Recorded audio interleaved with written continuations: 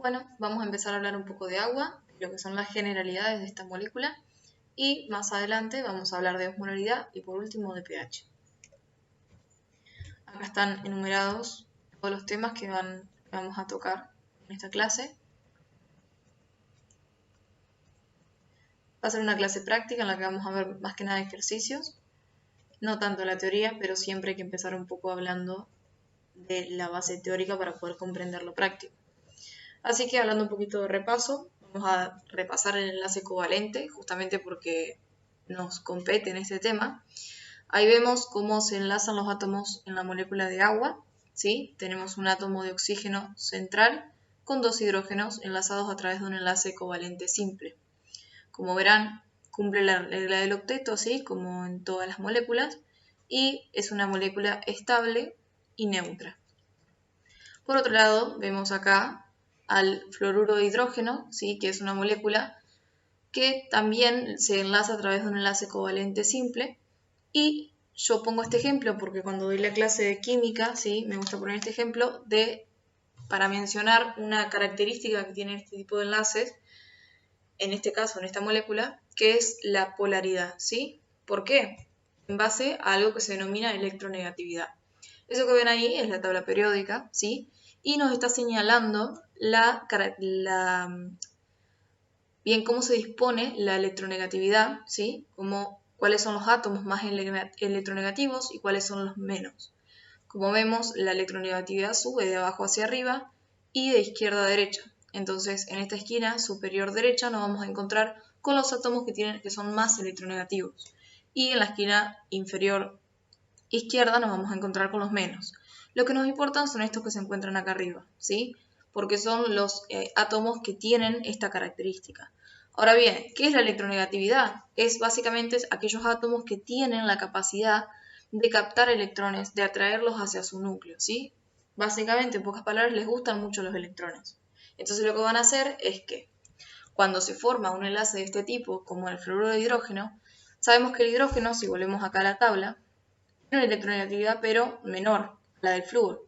El flúor es el átomo más electronegativo. Entonces, si vemos este enlace, ellos van a llegar a un acuerdo, ¿sí? Me gusta explicarlo de esta manera, van a llegar a un acuerdo en el que van a compartirse el electrón que a cada uno le falta para cumplir su regla del octeto, pero el flúor le dice al hidrógeno, vamos a compartirlo a los electrones, pero me los quedo yo, ¿sí? Porque al flúor le gustan mucho los electrones.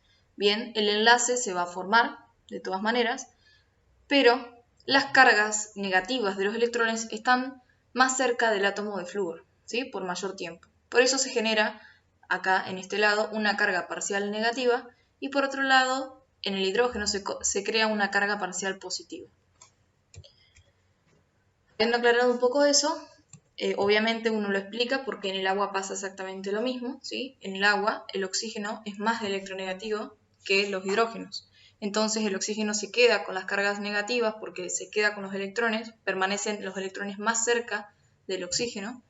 Y por otro lado, en los hidrógenos nos va a quedar las cargas parciales positivas. También me gusta explicar un poco lo de la geometría molecular, ¿sí? Sabemos que esta molécula, al ser, bueno, por las características de cargas que tiene, forma, al fin y al cabo, tiene una estructura angular que se denomina, ¿sí? No se dispone en línea recta como si lo hace el dióxido de carbono, por ejemplo. En este caso, la molécula de agua forma un ángulo, ¿sí? Ahora lo vamos a ver. Esos que están ahí señalados son los pares libres de electrones que no están formando enlaces, ¿sí? Que quedan del lado del oxígeno. De hecho, son del oxígeno.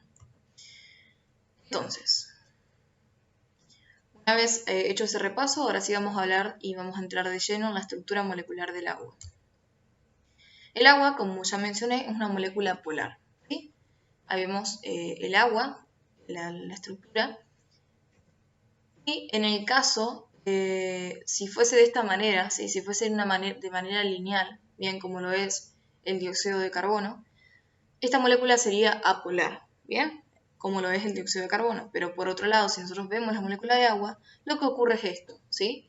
Como verán, se forma un ángulo en el que las cargas negativas se encuentran acá arriba con su carga parcial y las cargas positivas se encuentran acá abajo cerca de los hidrógenos. Esto se denomina dipolo, como lo dice su palabra, dos polos, un polo negativo y un polo positivo. Acá vemos el ángulo que se forma de 104,5 grados, ¿sí? Y ahí están los pares libres dibujados también. Acá se ven las cargas parciales negativas y las cargas parciales positivas. Ahora, esta estructura característica del agua le da las propiedades físicas que tiene, ¿sí?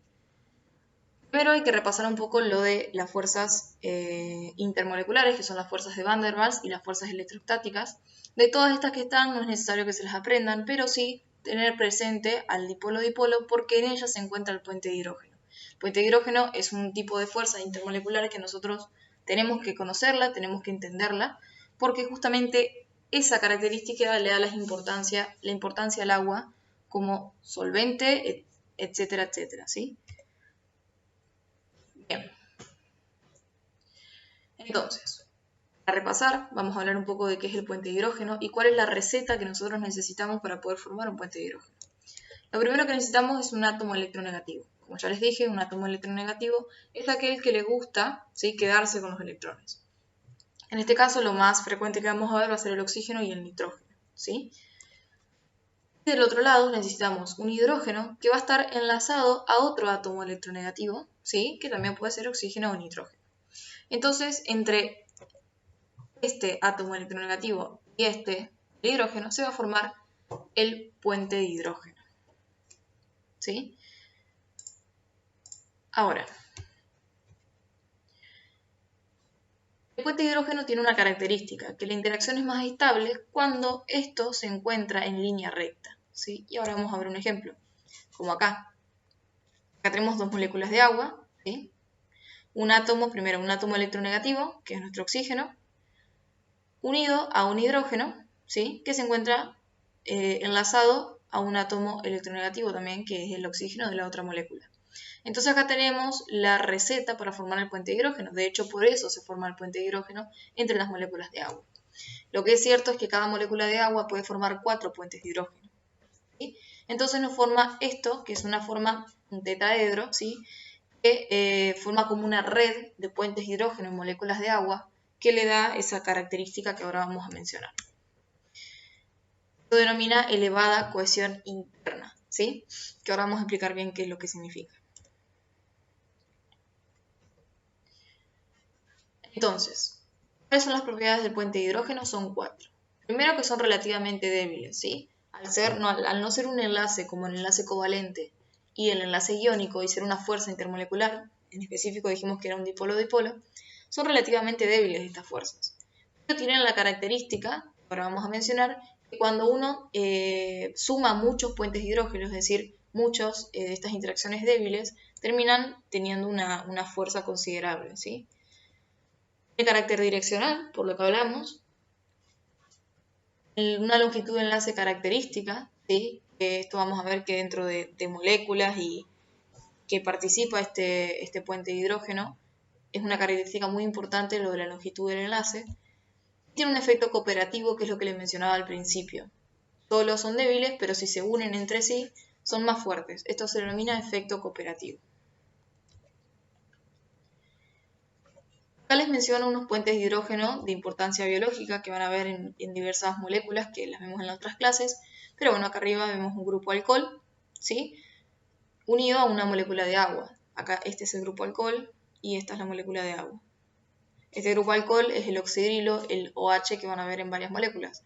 Esta es la razón por la que este grupo es polar, ¿sí? Siempre que mencionemos que algo es polar, es que, bueno, en este caso, puede interaccionar con el agua. Cuando ustedes les mencionen una molécula que digan, esta molécula es polar, esta molécula tiene un grupo polar, quiere decir de que es un grupo, como el oxidrilo, que puede interaccionar con el agua. En este caso, ¿a través de qué? De un puente de hidrógeno.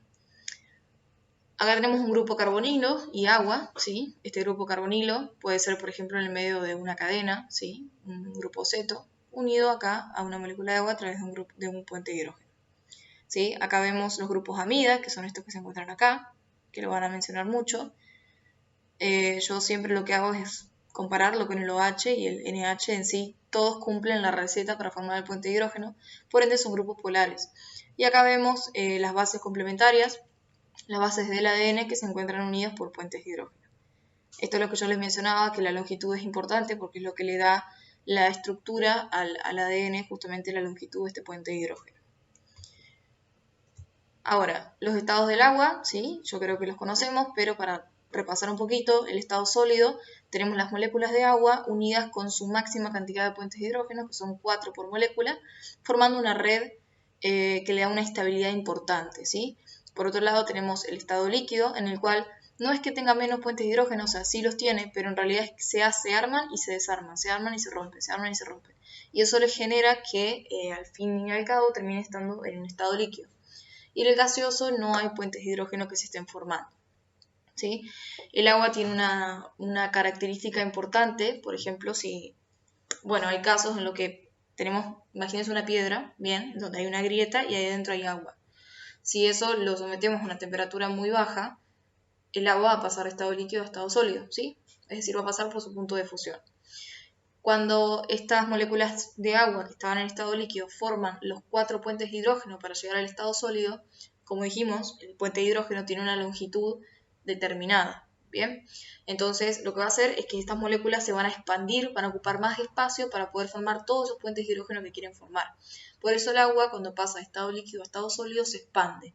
Tanta es la fuerza de esto que termina hasta partiendo la piedra, ¿sí? Por expandirse. Lo mismo es que si dejan una botella de vidrio que estaba rellena, o sea, que estaba completa de algo que estaba en estado líquido, ¿sí? Que tenga agua, uno lo mete al freezer y esa botella se congela, el agua se expande para formar el hielo y se parte. Bueno, el agua y su comportamiento anómalo. Se dice que el agua tiene un comportamiento anómalo, bien, porque es distinto a otro tipo de líquidos, ¿sí? Y básicamente por esto que les voy a mencionar. Primero todo, tiene un elevado punto de fusión y punto de ebullición. El agua se encuentra en estado líquido entre los 0 grados o 1 grado hasta los 99. Sabemos que su punto de fusión es 0 y su punto de ebullición es 100 grados centígrados. Por otro lado, tiene un elevado calor de vaporización. Esto hace referencia a que se necesita una determinada energía elevada para lograr el cambio de estado del agua líquida al vapor, ¿bien? Que se encuentra en estado sólido. Esto hace referencia a su elevado punto de ebullición. Por otro lado, tenemos elevado calor específico. ¿Sí? Esto significa que el agua necesita mucho calor, mucha energía para poder aumentar la temperatura en una unidad, ¿sí? Y bueno, esto tiene mucha importancia, todo esto tiene mucha importancia biológica. Y tiene una elevada tensión superficial. Bueno, por otro lado tenemos la variación anómala de la densidad, que, bueno, ya hablamos que el agua se expande al congelarse, y para ser más simple en entender el punto 2, es mejor recordar que en el agua disminuye la densidad cuando se congela, ¿sí? Esto es lo que hace que el hielo flote, ¿sí? Por encima del agua líquida. Y obviamente esto permite la vida por debajo del agua congelada y demás, que también se habla de la importancia biológica de eso. Bien. Agua como disolvente. El agua, como les puse al principio de la diapositiva, se le dice que es el solvente de la vida, ¿bien? Y es básicamente el carácter polar que tienen estas moléculas y es el responsable, como dice la diapositiva, de las interacciones con otras sustancias que entren en relación con ella. El agua, al ser una molécula polar, puede interaccionar con muchas moléculas, ¿sí? Y esto quiere decir que puede disolverlas. Entonces vamos a empezar por los compuestos iónicos, ¿sí? Ahí tenemos cloruro de sodio, que se divide en el agua, ¿sí? Por un lado los iones sodio y por otro lado los iones cloro. Eso es una imagen de cómo se disponen los iones, ¿sí? En las sales. Ustedes saben que las sales, bueno, como la sal de mesa, es sólida, ¿sí? Y esto se debe a que forman cristales. Estos cristales se forman de esa manera, que están ahí formando redes, que son muy difíciles de romper, son muy estables, de hecho por eso están en estado sólido. Pero el agua no le importa mucho eso, porque el agua es un compuesto polar, entonces le gustan las cargas, ¿sí? Ahí les pongo ejemplos de cationes y aniones para que tengan, pero lo que quiero que sepan es cómo hace el agua para disolver este compuesto. Lo primero que hace es venir y romper el enlace iónico. ¿Sí? Ella viene y lo separa, al ion sodio por un lado y al ion cloro por el otro. Una vez que lo separó, pasa esto que vemos acá. Sabemos que el agua tiene una carga parcial negativa y una carga parcial positiva, ¿sí? Sabemos que los opuestos se atraen. Entonces, el sodio tiene carga positiva, se le van a pegar todas las moléculas de agua alrededor, desde su lado negativo, ¿sí? Es decir, desde su átomo de oxígeno, y lo van a hidratar, ¿sí? Lo van a separar. Por otro lado, en el cloro pasa lo mismo, pero con la parte positiva del agua, ¿sí? La carga parcial positiva. ¿Por qué? Porque el cloro tiene carga negativa y los opuestos se atraen. De esta manera, el agua lo que hace es hidratar a los iones e impedir que se vuelvan a unir para formar cloruro de sodio. Por esta razón es que las sales, estos cristales, se pueden disolver en agua, porque el agua tiene esta particularidad que lo que hace es justamente disolverlos de esta manera. ¿Bien? Esto va a ser importante, después lo vamos a retomar cuando veamos osmolaridad. Esta es la razón por la que el cloruro de sodio, cuando lo diluimos en agua, ¿sí? Se divide en dos partículas, en sodio por un lado y en cloro por el otro. Ahora, hay compuestos polares que no son iónicos, pero sin embargo el agua también los puede disolver, ¿sí? Tenemos alcoholes, aldehídos o cetonas. Estos son grupos que vamos a ver en muchos compuestos. Acá vemos un grupo alcohol, ¿sí? Acá vemos un carbonilo. Y ocurre lo mismo, forman un puente de hidrógeno, ¿sí? En este caso un puente de hidrógeno, que permite que puedan interaccionar. Y de esta manera el agua los puede diluir. Bien. Y claramente son hidrófilos. Agua, filo es amor. Entonces quiere decir que les gusta el agua. Compuestos apolares, esos son compuestos que el agua no puede diluir. Normalmente, o el claro ejemplo, son los hidrocarburos, ¿sí? En el hidrocarburo sabemos que son cadenas de carbono repletas de hidrógenos, ¿sí? Por eso hidrocarburos. Y ellos son sumamente estables, los electrones están los electrones están todos separados, ¿sí? De una manera coordinada, ¿sí? No sobran electrones de ningún lado, está todo muy parejo y ellos están muy contentos con sus electrones. Entonces el agua no puede venir y formar ningún tipo de interacción con ellos, ¿sí? No tienen grupos polares, no tienen nada que el agua pueda interaccionar. Mientras más larga sea la cadena, más apolar es el compuesto, ¿sí? Y acá vemos un montón de ejemplos, cómo se clasifican, cuál es la nomenclatura de los hidrocarburos. Esto no hace falta que lo sepan, de todas maneras estaría bueno, pero no hace falta. Como verán, estos anillos que ven acá abajo, que los van a ver en muchas moléculas, por ejemplo en los aminoácidos los van a encontrar, son anillos que también son hidrocarburos, ¿bien? Simplemente que estos son lineales y estos son cíclicos, pero también son hidrocarburos. Y se dibujan de esta manera, ¿sí? Cada vértice es un carbono y no se dibujan los hidrógenos porque molesta mucho, pero ahí están. Entonces ellos son hidrocarburos y también son apolares. ¿Bien? Ahora, las moléculas apolares tienen interacciones hidrofóbicas y son solubles en solventes orgánicos no polares o poco polares, ¿sí? Es decir, estas moléculas apolares que no se llevan bien con el agua, sí se van a llevar bien con otras moléculas que no se lleven bien con el agua igual que ellos, ¿sí? Entonces, entre estas dos moléculas que son hidrofóbicas, se van a producir las denominadas interacciones hidrofóbicas, ¿bien? Que la vamos a mencionar más adelante, pero bueno, ahí hay ejemplos de solventes orgánicos como el benceno, el tetracloruro de carbono y el cloroformo. Todos ellos van a poder diluir a estas moléculas apolares. También tenemos compuestos anfipáticos, seguramente ya los escucharon, son moléculas que tienen grupos hidrófilos y grupos hidrófobos en la misma molécula. Bien, por ejemplo acá tenemos un extremo polar, ¿sí? Con una cadena apolar, ¿sí? Una cadena hidrocarbonada apolar. Entonces tienen ambas cosas, un grupo hidrófilo y un grupo hidrófobo. Un ejemplo claro son los fosfolípidos, ¿sí? Y si yo los fosfolípidos los sumerjo en agua, bien, bueno, vamos a obtener, ¿sí? En este caso, bueno, son ácidos grasos, pero bueno, vamos a obtener que la parte polar se va a disponer en el agua, que es esto que ven acá, y la parte apolar se va a disponer en la otra fase, en este caso supongamos que es aire. Si hay dos capas, va a ocurrir esto, una bicapa, y si se sumerge por completo en agua, van a esconder toda la parte que es hidrófoba hacia adentro y toda la parte polar va a quedar hacia afuera. Y forman como un globito, que de hecho son las gotas, son una gotita de aceite, ¿sí? Y forman la micela. Por otro lado también se pueden formar liposomas, pero lo importante es que sepan estas tres de acá arriba.